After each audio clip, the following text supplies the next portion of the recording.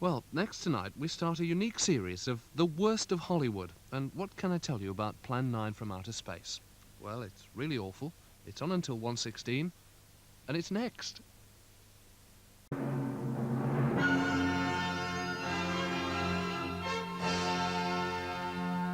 Now on 4, we start a unique season of the cheapest, the worst, and the funniest bad films ever to escape from Hollywood.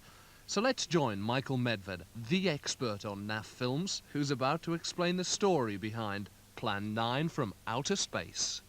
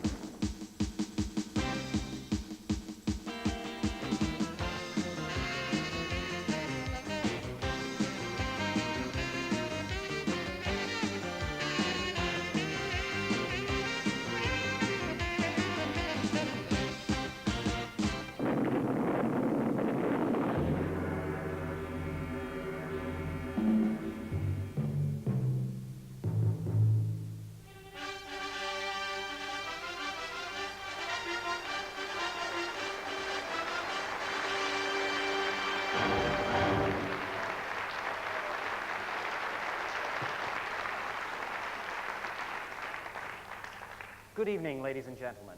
I'm sure we are all aware of some of the magnificent moments that Hollywood has given to the world over the years, but it takes a very special kind of moviegoer to have the courage and the stamina to plumb the very depths of the other direction, the other extreme in the achievements of the movie industry, and to consider and digest films so ludicrous, so inept, so egregiously awful that they very literally stagger the imagination.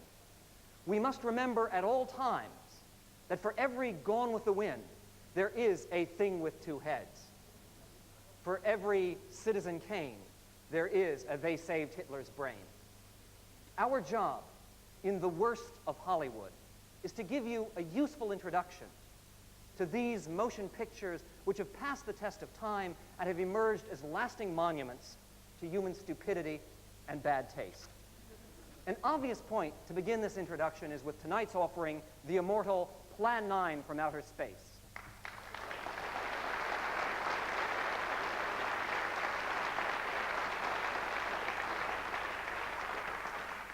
To give this masterpiece its due, we have to examine three different aspects of the production.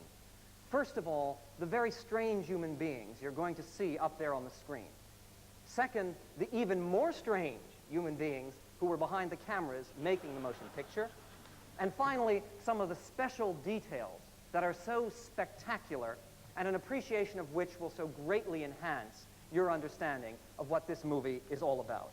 First, the stars on screen. Now, the big star of this movie, as you may know, is Mr. Bela Lugosi. Bela Lugosi was a great horror star of the 1930s, best known, of course, for his role in the original Dracula in 1931. And in that movie, he wore a Dracula cape, much as this one. He wears the same kind of Dracula cape in Plan 9 from Outer Space. Except you will notice that he doesn't approach the role with his characteristic enthusiasm, liveliness. Seems a bit dreary through the motion picture. That's because he dropped dead 3 days after the production began. It was a crushing blow to the director. You can imagine, it's a bad thing. You have your star die 3 days after shooting begins. You've only got 2 minutes on screen, on camera. It's not very good. A lesser director would have been seriously set back by this mishap. But not our director, writer tonight, Edward D. Wood. Mr. Wood was all resourcefulness. And so in place of Bela Lugosi, he turned to another magnificent actor, his wife's homeopathic healer, Dr. Tom Mason of Anaheim, California. Now, Dr. Mason is undoubtedly a wonderful homeopathic healer. He is, however, an absolutely terrible Bela Lugosi. He looks nothing at all like the real Lugosi. He's about a foot taller. His hair is different. But Mr. Wood very ingeniously masks these slight discrepancies by having Dr. Mason go throughout his role with his cloak drawn over his face like this. It's obvious that he's hiding. I mean, you can understand anyone in this movie should be hiding. But Dr. Mason was trying to obscure the fact that he bears no resemblance at all to the real Lugosi. The other problem is that he was not experienced in manipulating a vampire cape, obviously. Because as he strides through the graveyard, which is featured so prominently in the plot, you can see the edge of his cape hits a number of the cardboard tombstones and makes them wiggle. Now, Mr. Lugosi / Dr. Tom Mason obviously needed appropriate colleagues to play with him as the living dead in this movie, a movie that was initially entitled, by the way, Grave Robbers from Outer Space. So to find an appropriate group of people to walk around this graveyard with Dr. Mason, Mr. Wood first turned to Vampira. Vampira, what can you say? She was clearly a woman ahead of her time. Back in the 1950s, in 59 when this movie was made, even then she had 14-inch black lacquered nails, a 7-inch waist. She was a hostess, a presenter of late-night motion pictures, terrible late-night motion pictures, of course, on Los Angeles television. And her main distinction in life appears to have been that she once dated James Dean. That is next to her distinction in appearing in this movie. The other ghoul, the other member of the trio of the Walking Dead in this picture is Tor Johnson, the great Tor Johnson. Now, yes, he obviously has a lot of fans all around the world. Tor Johnson was a remarkable figure, a larger-than-life figure in Hollywood. And this was a breakthrough picture for him, because this is the first role of 8 motion pictures in which Tor Johnson is given the opportunity to speak. In his other movies, he always played deaf-mute monsters. In this movie, he plays a talking monster.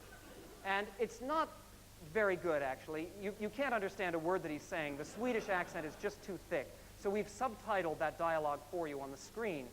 But in any event, you might think, seeing Mr. Johnson's bravura performance, that he was trained at the Royal Academy of Dramatic Art, or perhaps at the Old Vic. But no, his background was in professional wrestling. Now, with this kind of cast, obviously, Plan 9 had no normal director. The director for this motion picture was Ed Wood. And Edward D. Wood, Jr. was an auteur. He controlled every aspect of the production.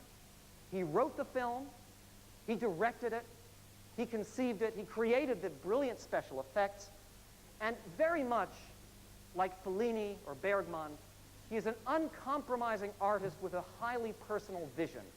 Like those other great directors, you cannot view even 5 minutes of an Ed Wood film and mistake it for the work of anyone else.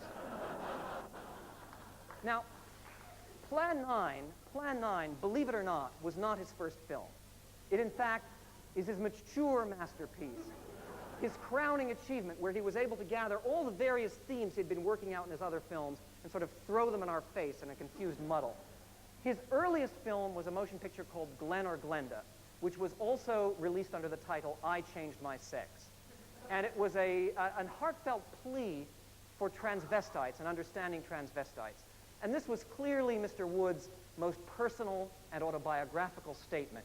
It was his 8.5, his all that jazz. Because Mr. Wood used to come to the set on Plan 9 from Outer Space and his other movies, dressed in hot pink pantsuit, gold hoop earrings, high heels, lace stockings, and of course a mustache. The lines in this picture are hard to believe. There is one moment in which Inspector Clay, Tor Johnson, has just been killed, and you see his gigantic hulking body lying there in front of the camera.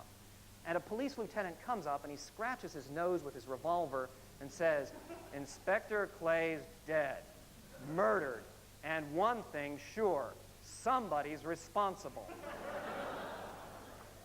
There's another moment, a touching scene between a jet pilot and his wife in which he says, "I think I saw a flying saucer today." And she says, "You mean the kind from up there?"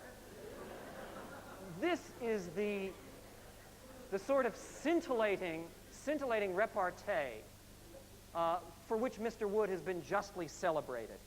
In any event, mentioning dialogue, this brings us to our final point. Some of the other niceties, some of the other subtleties to look for in this film. There are many of them. One of the subtleties that isn't so subtle when you get right down to it is you will notice in the famous graveyard sequence where Mona McKinnon, the romantic interest, is trying to escape various ghouls.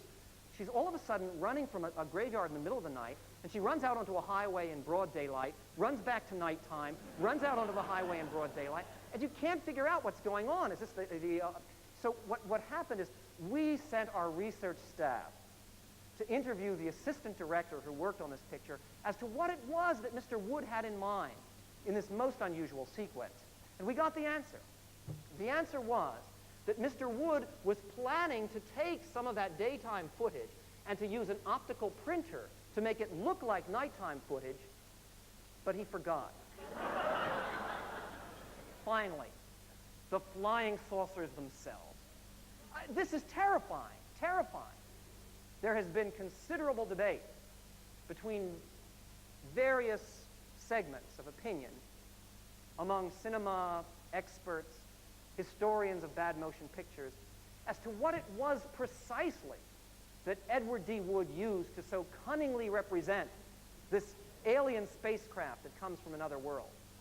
Some people have suggested garbage can lids. Others suggested paper plates or pie tins. But no expense was spared. What he actually used, and we learned this from conversation with the assistant director once again, what he actually used were hubcaps from a 1957 Chevrolet. And so now, without further ado, your own confrontation with the ineffable, Plan 9 from outer space.